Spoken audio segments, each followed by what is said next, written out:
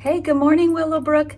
I'm Denise. I'm your Women's Ministry Associate at your Madison campus, and I want to share with you today from Genesis 23, verses 1 through 28. We're continuing talking about Abraham. His life is drawing to an end, and so we're going to talk about Abraham and Sarah, and then we're going to talk about Isaac and his wife. So first of all, Abraham remarries after Sarah dies, and also takes a concubine, has concubines, and so it talks about all their children that they have. And it says though that he gave all that he had to Isaac. He gave everything. Isaac was the child of promise, right? So he gave everything he had to Isaac. Well, at 175 years old, Abraham dies. He's buried with Sarah. They're together again, and now Isaac wants to get married, right? He wants to continue on. And so he finds Rebekah, they get married, and at 40 years old, Rebekah still hasn't been able to conceive a child. And so Isaac goes before the Lord, and he's like, Lord, I pray that you would remove the barrenness from her because she hasn't been able to conceive a child. And so the Lord, of course, hears him, and she becomes pregnant. Well, things aren't going the way that she would think. Her pregnancy is not normal. She's feeling a little like things aren't right. And so it's like, Lord, what's going on? So the word says that she inquired of the Lord. That's one of the things that we're going to talk about. And so the Lord speaks to her, and he tells her, 2 nations are in your womb, and the older shall serve the younger. And so she has the babies, and sure enough, she has twins. Imagine that. God's always right. She has the babies, and she names them Jacob and Esau. And so they grow up. Jacob likes to stay at home and live in the tents, be in the tents and be with mom, and becomes, of course, Rebekah's favorite. Esau becomes Jacob's favorite because he is a hunter, and Jacob loves that. And so as they get older and they develop in their skills and whatnot, Jacob convinces Esau. Esau is so hungry. He comes home from hunting, and he's so hungry that he's like, give me some of that food. And Jacob's like, well, sell me your birthright.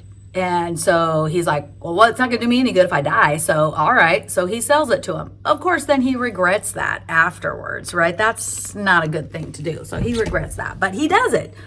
And so 2 things that I want to just kind of hone in on here is, number 1, don't make a decision when you're hangry.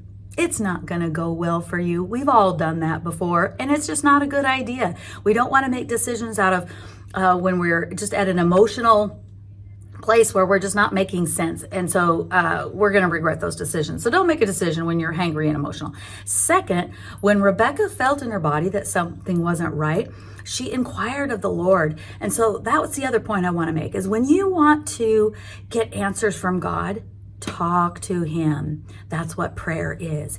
Talk to him, pray, ask him, meet with him. If you have questions, ask. He wants to answer. One of my favorite verses, Jeremiah 33:3, it says, call to me and I will show you great and mighty things that you know not. We need to talk to God and ask him. When we go to church on Sunday mornings, we need to come with an expectation. Our pastor has gone before the Lord on what he's to be bringing to us and teaching us and equipping us, right? Because he's equipping us to do the work of the ministry.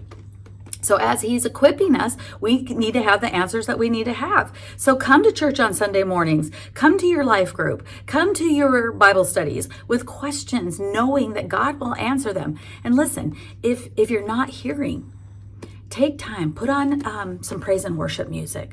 A lot of times I get answers during that. Another important thing to do is to sit and be quiet. Psalm 46, I believe it's 10, says, be still and know that I am God. Just sit and be quiet in the presence of the Lord. Listen, we get so busy in our life. We a lot of times don't even know how to sit and be quiet and be still. We're awkward in it. We're uncomfortable. We're grabbing our phone. We're picking up something. We're texting. We're doing something. Sit and be quiet in the presence of God and let him talk to you. Let him speak to you and answer your questions. He'll answer you. There's so many things that he wants you to understand. And Get comfortable in those quiet moments. That's the main thing that I just want to share with you, is that as you are talking to the Lord, know that he loves you, that he's busy working. And what we're doing when we're asking him those questions is, God, what are you doing in this situation so that I can join you in it, right? We want to join what God is doing, not try to get him to join us in what we're doing. We need to sit and be quiet and listen to him. So 2 things, don't make decisions when you're hangry and emotional. And second, when you need to know what's going on, call out to the Lord. Inquire of him. He'll answer you. You'll hear. It might take some time, but don't give up. He loves you. Have an awesome day. We'll see you next time.